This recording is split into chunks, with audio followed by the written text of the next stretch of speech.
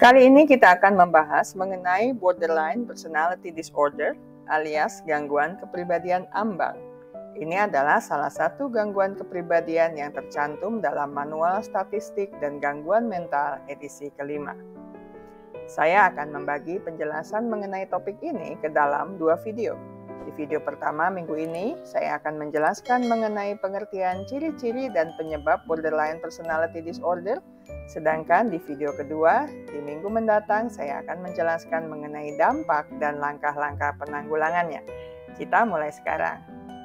Borderline personality disorder adalah gangguan kepribadian yang ditandai dengan pola ketidakstabilan dalam suasana hati, perilaku, citra diri, dan hubungan interpersonal.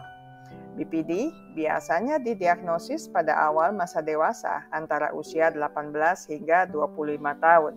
Namun gejalanya dapat mulai muncul pada usia yang lebih muda, bahkan pada masa anak-anak. Prevalensi BPD diperkirakan sekitar 2% dari populasi umum. Hal ini berarti bahwa sekitar 1 dari 50 orang mengalami BPD. BPD lebih sering terjadi pada perempuan daripada laki-laki, dengan rasio perempuan berbanding laki-laki sekitar 3:1. Berikut adalah beberapa ciri umum dari BPD. Pertama, memiliki ketakutan yang intens akan pengabaian dari orang lain dan bisa melakukan upaya yang ekstrim untuk menghindari perpisahan yang nyata atau yang masih dibayangkan. Kedua, ada pola hubungan interpersonal yang intens dan tidak stabil. Orang dengan BPD sering memiliki pola hubungan yang kacau dan intens, ditandai dengan pergantian antara idealisasi dan devaluasi orang lain. Mereka mungkin sangat tergantung pada orang lain untuk mendapatkan dukungan emosional, tetapi mereka juga dapat dengan cepat menjadi marah dan kecewa terhadap orang yang sama jika mereka menganggap orang tersebut tidak cukup peduli kepadanya. Ketiga, ada ketidakstabilan atau perubahan yang drastis secara tiba-tiba pada citra diri, alias bagaimana seseorang memandang dirinya, siapa dia, apa keinginannya dalam hidup, dan sebagainya. Mereka mungkin merasa tidak berharga, tidak layak dicintai, atau memiliki identitas yang kacau. Keempat, melakukan perilaku impulsif dan berisiko, membahayakan atau merugikan diri sendiri. Misalnya, makan dalam jumlah banyak atau binge eating, menghamburkan uang dengan membeli barang yang bukan kebutuhan utama, berjudi, menggunakan narkoba yang berlebihan, perilaku seksual yang berisiko. Kelima, melakukan tindakan percobaan bunuh diri atau menyakiti diri sendiri. Orang dengan BPD seringkali memiliki pikiran untuk bunuh diri atau melakukan tindakan bunuh diri. Mereka mungkin terlibat juga dalam perilaku menyakiti diri sendiri. Selanjutnya yang keenam, suasana hatinya tidak stabil dan perubahan suasana hati itu dapat berlangsung selama beberapa jam atau beberapa hari, meskipun dalam beberapa hari ini relatif lebih jarang. Yang ketujuh, merasa kosong atau hampa dalam jangka panjang. Orang dengan BPD sering mengalami perasaan hampa dan kosong dalam diri mereka. Mereka mungkin merasa tidak memiliki tujuan atau makna dalam hidup mereka. Yang kedelapan, menunjukkan emosi marah yang berlebihan atau mengalami kesulitan dalam mengontrol emosi marah.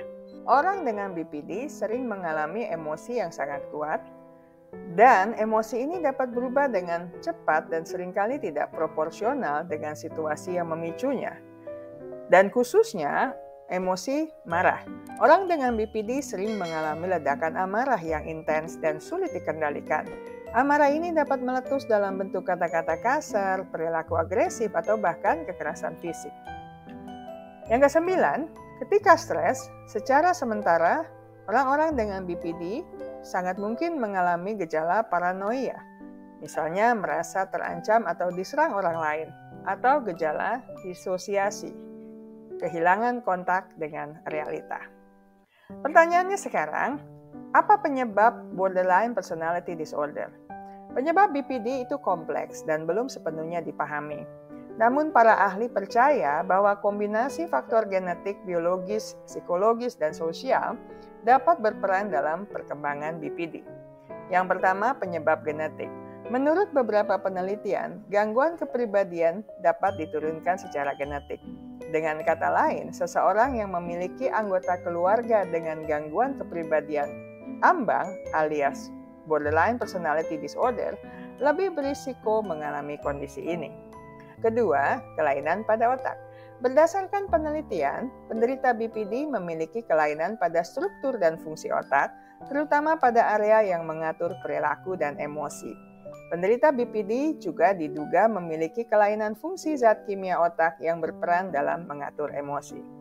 Berikutnya, peristiwa traumatis.